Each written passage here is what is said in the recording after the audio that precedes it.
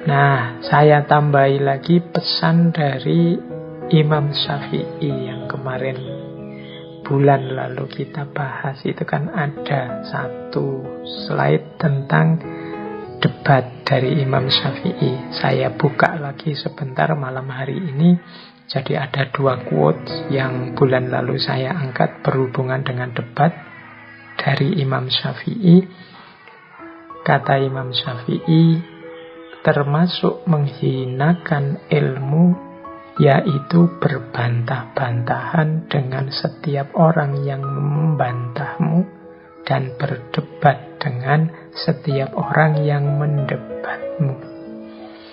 Ini nasihat Imam Syafi'i yang pertama untuk kita. Debat itu mungkin salah satu metode kita menemukan kebenaran, tapi juga jangan segalanya dibantah dan didebat. Tidak harus kita meladeni ajakan siapapun yang ngajak kita debat. Hari ini di medsos itu kadang-kadang saya tiba-tiba ada postingan-postingan yang nantang debat. Kalau mengikuti Imam Syafi'i, ya, tidak semua orang yang nantang debat, mengajak debat, kita layani, kita ladeni. Jadi, khususnya untuk hal-hal yang sudah kita pastikan, kita yakin kebenarannya, seperti tadi. Kalau saya sudah yakin kebenarannya, tidak butuh lagi pengakuan orang atau kesetujuan orang tentang kebenaran yang saya yakini. Nah, ini menghemat energi. Karena kadang-kadang untuk hal yang pokok yang sudah kita yakini kebenarannya, kemudian kita diskusi, berdebat, akhirnya kita kacau sendiri, ragu sendiri, tidak menemukan kebenaran baru, tapi justru menghancurkan keyakinan kebenaran kita yang lama.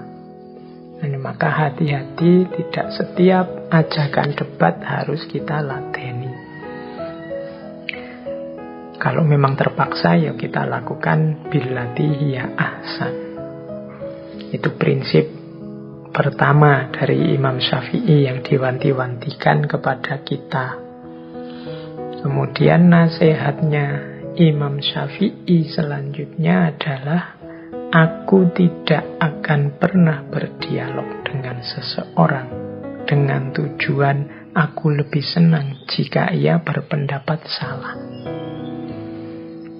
Jadi, menurut Imam Syafi'i, kalau kita memang harus debat dengan orang lain, pastikan tujuannya adalah menemukan yang lebih benar, bukan mencari salahnya lawan debatmu.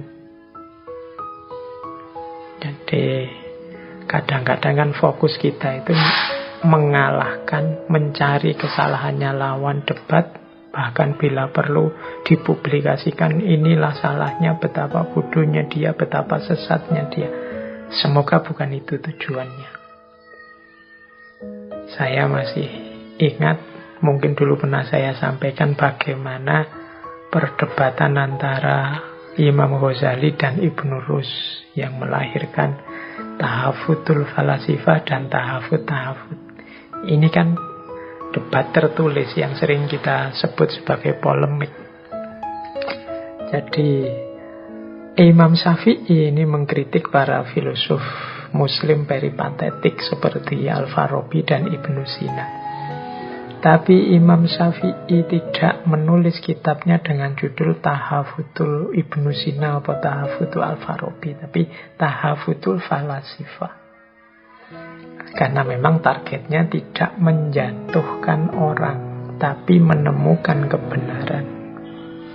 Demikian pula Ibnu Rus. Ibnu Rus juga tidak memberi judul Tahafudul Imam Ghazali, tapi Tahafudul Tahafud. Kaconya, rancunya kitab Tahafud. Nah, ini berarti yang dikritik ya beberapa gagasan dari kitab Tahafud, bukan orangnya. Jadi sama sekali tidak ada pretensi, ambisi untuk menjatuhkan orang. Tapi ini seakan-akan Ibnu Rus ini mau bilang, kritikku kepada beberapa gagasannya Imam Ghazali di kitab Tahafud. Nah, bukan sesatnya Imam Ghazali atau sesatnya Ibnu Sina, enggak. Jadi ini meluruskan kebenaran-kebenaran. Ibnu Sina yang mungkin banyak dikritik, kan tidak semuanya gagasan-gagasannya jelek atau gagasan-gagasannya negatif. Imam Ghazali juga begitu, meskipun dikritik Ibnu Rus.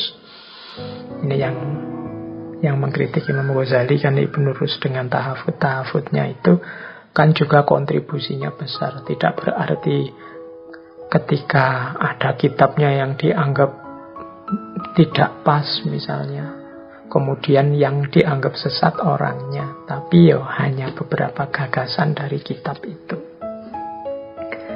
Sementara gagasan yang lain ya tetap diakui secara gentle bahwa kontribusinya juga banyak, juga luar biasa. Ibnu Sina juga yang dikritik oleh Imam Ghazali kan juga beliau tidak hanya filosof yang punya gagasan-gagasan filsafat, tapi beliau juga menulis bidang kedokteran, bahkan menulis juga bidang filsafat timur dan lain sebagainya. Jadi jangan berdiskusi untuk tujuan menjatuhkan orang atau tujuan dengki, senang kalau orang lain terbukti salah. Tujuannya satu-satunya hanya kebenaran dan untuk kebenaran saja. Oke, jadi ini pesan-pesan sebelum kita masuk ke materi seni berdebat yang baik. Oke. Kita lanjutkan sekarang. Nah, ini mulai masuk ke materi berdebat yang baik.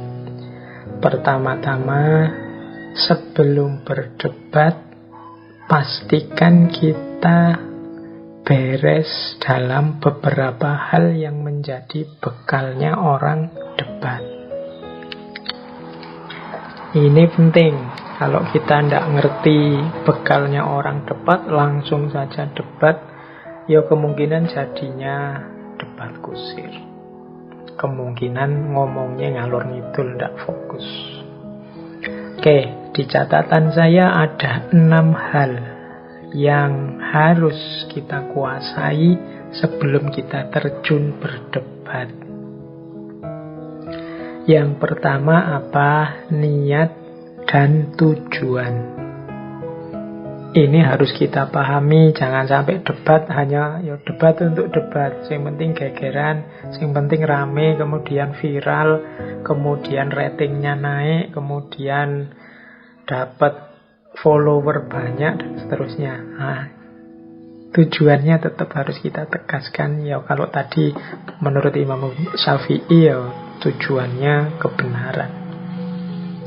Ya mungkin ada lagi yang dalam koridor kebenaran dan kebaikan boleh. Misalnya, oke, kegiatan diskusi kita, debat talk show kita sore hari ini tujuannya adalah biar orang Indonesia semakin rukun, tidak ngamuan. Nah itu jelas sejak awal. Atau ini untuk membongkar yang keliru-keliru yang selama ini kita lakukan. Nah ini jelas tujuannya. Jadi di depan sebelum debat dimulai coba ditegaskan lagi. Ini debat ini tujuannya apa? Kalau ini sebenarnya ingin kita menguji, saling mengalahkan, saling menjatuhkan. Kalau sudah di depan kok niatnya sudah itu, mending sudahlah, tidak usah dilanjutkan. Nanti tiwas debat hanya nambah musuh saja.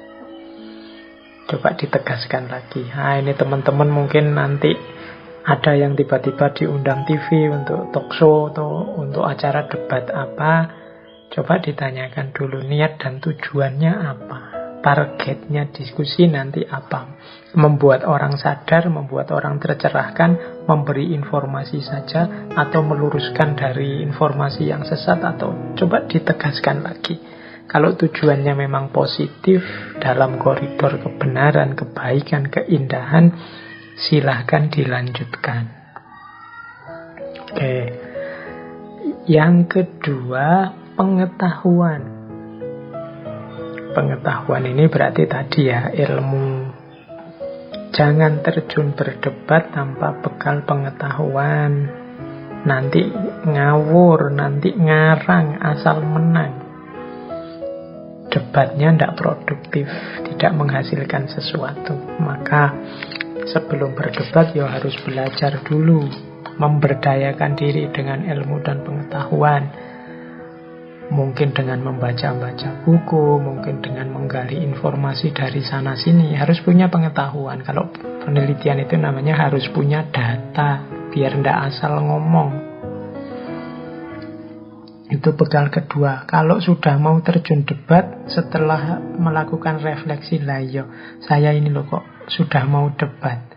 Kira-kira aku ngomong apa yang ndak tahu, wong bukan bidang saya, atau saya belum mendalami ini. Mending ndak usah. Kasihan sudah capek-capek, nanti yang lain hilang waktu, hilang tenaga, tapi ndak ada hasilnya apa-apa. Jadi yang kedua, perkuat diri dulu dengan ilmu. Yang ketiga, untuk berdebat kita harus full amunisi. Intelijensi kita harus sudah terasah. Tajam menganalisis, tajam membaca peristiwa, tajam mencari relasi korelasi, tajam mengamati, mengkritisi kalau ada yang tidak pas, keliru, tajam melihat kalau ada reduksi-reduksi data yang dipotong dan lain sebagainya. Ini namanya intelijensi. Jadi siapkan cara bernalar, cara berpikir sejernih mungkin. Jadi, Pak, saya sedang tidak konsen ini, Pak. Saya sedang tidak bisa berpikir jernih, masalah hidup saya macam-macam. Oke, kalau gitu jangan debat dulu. Mungkin saya ahlinya, Pak, tapi ini suntuk sekali saya. Mood saya sedang jelek. Jadi saya tidak bisa berpikir dengan terang ini. Oh ya sudah, kalau gitu jangan debat dulu deh. Karena debat butuh kemampuan intelijensi yang penuh. Tidak hanya akal, mungkin nuraninya juga harus hidup, nalurinya, imajinasinya, intuisinya, harus semuanya hidup. Maka kalau memang merasa tidak di level atau di mood yang cocok untuk debat, ya jangan debat. Jadi siap secara intelijensi. Siap intelijensi dilengkapi juga dengan siap emosi. Mentalnya siap. Kalau dikritik orang ndak down. Kalau disebut pendapatnya salah dan memang terbukti salah, ya siap menerima dan lain sebagainya. Itu urusan emosi. Jangan sampai kita diskusi emosinya ndak siap. Orang ngomong berbeda dengan kita, batin kita panas. Orang mengkritik pandangan kita, kita ndak terima. Kita ngambil gelas, kita siram wajahnya. Itu berarti emosinya ndak siap untuk berdebat. Kalau memang tidak siap, nanti dulu, jangan sekarang debatnya. Bereskan dulu emosinya. Jangan sampai debatnya selesai, masalah tidak selesai, malah nambah masalah baru.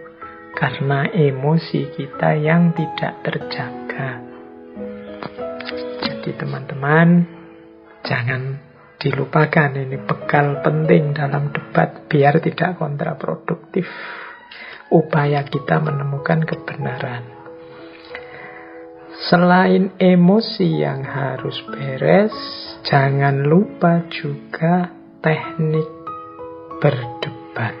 Teknik itu mungkin retorikanya, mungkin strategi menyampaikan argumentasinya, mungkin cara meyakinkan orang terhadap kebenarannya, atau cara menunjukkan kekurangan, kekeliruannya lawan debat, dan lain sebagainya. Nah, ini namanya teknik. Yo, punya sih ilmu memang bidangnya. Berpikirnya juga jernih, emosinya juga stabil. Sayangnya tidak taktis. Menyampaikan kebenarannya tidak diatur dengan baik, sehingga orang malah tidak paham dia ini ngomong apa sih yo. Yang dia sampaikan ini apa sih, orang tidak tersentuh sama sekali. Orang tidak ngerti yang dia omongkan, atau orang gagal paham terhadap kebenarannya. Ini jadinya malah blunder. Maunya menunjukkan kesalahan lawan debat, malah yang kebongkar kesalahannya sendiri. Ya itu berarti salah strategi. Maka sebelum debat, teman-teman harusnya sudah bisa merancang skenario. oh nanti saya akan membicarakan tema ini, awalnya ringkes saja sekitar 2-3 menit, kuncinya yang penting orang tahu bahwa problem utamanya ini. Setelah itu solusi-solusi yang saya tawarkan saya baca ringkes saja. Nanti kalau ada pertanyaan baru saya jelaskan panjang lebar. Ini namanya teknik. Jadi cara menyampaikan itu juga penting. Jangan sampai sudah full amunisi, siap debat, ngomongnya ndak karu-karuan. Harusnya diomongkan di akhir, diomongkan di awal. Harusnya untuk meyakinkan orang, malah membuat orang ragu-ragu. Jadi selain emosi, intelijensi, pengetahuan, juga harus tekniknya diperbaiki. Dan bekal debat yang ke-6, jangan dilupakan akhlak atau adab. Kalau ini mungkin sesuatu yang inherent di semua isu, di semua aktivitas kemanusiaan apa saja, jangan lupa akhlak dan adab, etika dan etiket, moralitas dan sopan santun. Jadi wong kita ini berdebat itu kan antara manusia dengan manusia. Alat yang menghubungkan manusia dengan manusia itu ya tidak selalu akal, tapi ada juga nurani, ada juga naluri, ada juga intuisi, imajinasi. Sehingga ini kalau tidak diiringi dengan akhlak dan adab yang baik, ya kemungkinan fokus kepada kebenarannya tertunda. Misalnya ya, niatnya sudah benar, pengetahuannya sudah benar, intelijensinya tajam, emosinya stabil, tekniknya luar biasa. Tapi akhlak dan adabnya rusak. Mungkin isinya maki-maki orang, mungkin isinya membuat orang sakit hati. Memang secara sengaja biar orang yang berbeda dengan dia merasa minder, merasa rendah, merasa sakit hati. Nah ini kan minusnya ada di akhlak dan adab. Nah, itu juga bisa merusak debat. Wong debat itu kan biasanya gimana caranya orang tertarik mengikuti kita.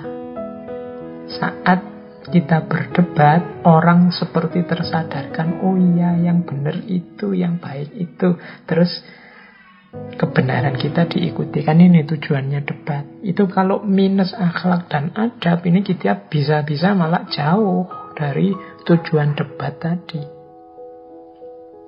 Maka jangan lupa akhlak dan adab. Nanti di belakang beberapa saya beri paparan tentang akhlak dan adabnya orang yang sedang berdebat. Tapi pertama-tama kita sadari dulu bahwa sebelum kita berdebat, pastikan 6 hal ini beres. Yang pertama, niat dan tujuannya beres, pengetahuannya memadai, intelijensinya tajam, emosinya stabil, terkontrol, tekniknya tepat, akhlak dan adabnya terpenuhi. Insya Allah kalau bekal kita maksimal di 6 ini, ya kita akan memenangkan debat. Kebenaran yang akan menang. Jangan lupa kemenangan debat kita itu berarti menangnya kebenaran, bukan jatuhnya lawan debat kita. Baik, jadi sampai di sini semoga mulai tergambar bagaimana cara berdebat yang baik.